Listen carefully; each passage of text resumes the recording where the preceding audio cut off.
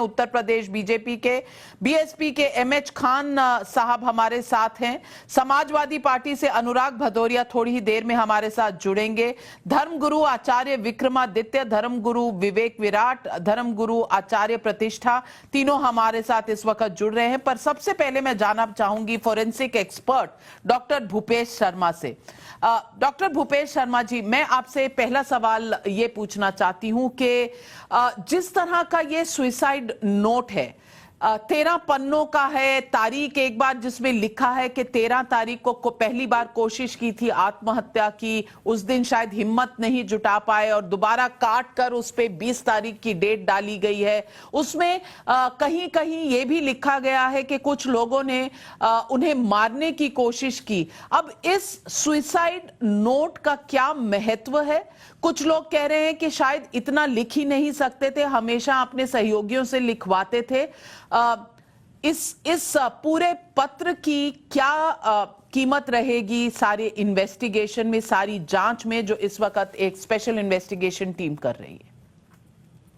जी ममता जी, आप जैसे मेरे भी स्क्रीन पर मैं अभी इसकी इन्वेस्टिगेशन कर ही रहा था अपने तौर पर बीइंग अ फॉरेंसिक एक्सपर्ट। ये जानना हमारे लिए बहुत जरूरी होता है सबसे पहले, ये जो लेख है, ये जो हैंडराइटिंग है, ये नरेंद्र जी की है या नहीं है, उन्हीं की है या नहीं है, जो भी है।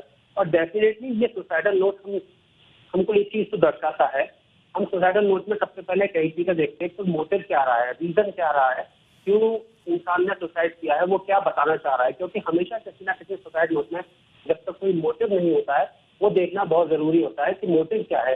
तो यहाँ पे हमें मोटिव साफ साफ दिखाई दे रहा है। एक चीज दिखाई दे रहा है कि जो इनके शिष्य हैं आनंद गिरी, या जिनके ऊपर भी ये इल्जाम इसमें नाम लिखे गए हैं, इन्होंने एक ऑडियो कैसेट इनकी जारी की और इसके बाद इन्होंने ये भी बताया कि कंप्यूटर के माध्यम से या मोबाइल के माध्यम से इनकी किसी लड़की के साथ, किसी महिला के साथ ये वीडियो वायरल करेंगे। तो डेफिनेटली एक चीज हम देखें तो यहाँ पर एक जो महंत प्रगति का जो व्यक्ति है या जो संत है, वो इससे काफी डिमीन या डिफेमेशन इससे महसूस करेगा।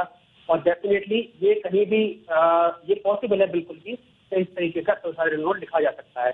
और जैसा कि सामने दिख रहा है कि पहले ये सुसाइडल नोट 13 तारीख को लिखा गया, इसमें काफी जो तारीख है वो 13 को, यानी कि वो पहले से ही काफी पहले से परेशान थे।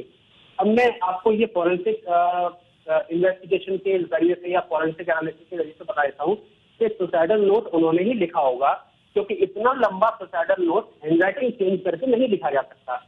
एक हमको इसमें फॉरेंसिक पॉइंट ऑफ व्यू समझना पड़ेगा। अगर एक पेज का ये सुसाइडल नोट होता, अगर खाली एक पेज या एक पैराग्राफ होता या 2 पेज भी होते, तो हम मान सकते थे किसने लिखा होगा।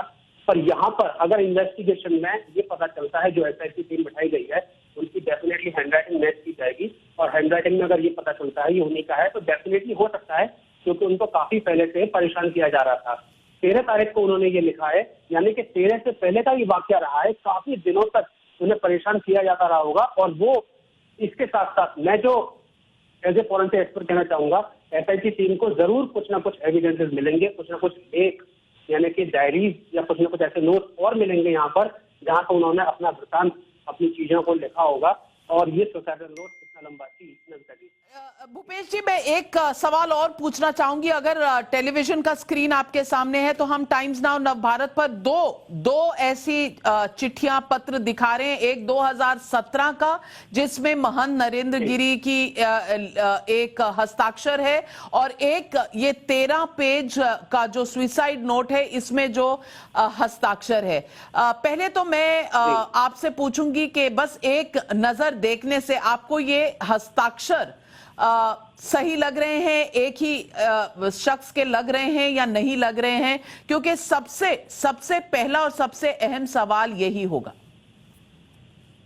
जी देखिए, आपने जो मैं स्क्रीन पर देख रहा हूं कि जो हस्ताक्षर है उनमें थोड़ा सा वेरिएशन है, और ये वेरिएशन कभी कभी एज की वजह से भी आ सकता है। पर हालांकि माइन्यूट कैरेक्टरिस्टिक्स को अगर हम देखें, अगर हम माइन्यूट इंडिविजुअल कैरेक्टरिस्टिक्स को देखें, तो जो जिस फ्लुएंसी में दोनों चीजें लिखी गई है, जिस फ्लुएंसी में चाहे वो सुसाइडल नोट हो या ये जो हस्ताक्षर साफ दिखाई दे रहे हैं, ये फ्लुएंटली लिखे हुए हैं।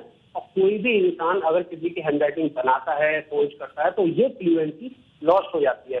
तो यहाँ पर ये बात, अच्छा इसके एक आप बिल्कुल सही दिखा रहे हैं, एक चीज और है, इसमें 2 बातें सामने होती है। एक तो वो लेख है जो 13 तारीख को लिखा गया, यानी कि कुछ पन्ने लगातार हैं जो 13/9 में लेके गए हैं उनको काट के फिर 20/9 किया गया, और कुछ पन्ने ऐसे हैं जिन पर तारीख 20 ही डली हुई है। तो जो तारीख डली हुई है, तारीख से डालने की जो पूरी जो तरीका है या जो वे ऑफ राइटिंग है, क्लास कैरेक्टरिस्टिक और इंडिविजुअल कैरेक्टरिस्टिक, वो सिमिलर हैं। और यहाँ पर भी आप जो लेख मुझे दिखा रहे हैं उनमें अगर हम इंडिविजुअल कैरेक्टरिस्टिक की बात करें, अगर हम माइन्यूट चीजों को देखें, तो हमको फ्लो ऑफ राइटिंग है तो एक ही दिखाई देगा। चाहे मात्रा का देखें, आप जिस तरीके से आप देख रहे हैं कि जो मात्रा है, ई की मात्रा है, वो लगभग जो पहली वाली ई की मात्रा है वो लगभग सेम बन रही है, और फ्लो ऑफ राइटिंग सिमिलर है।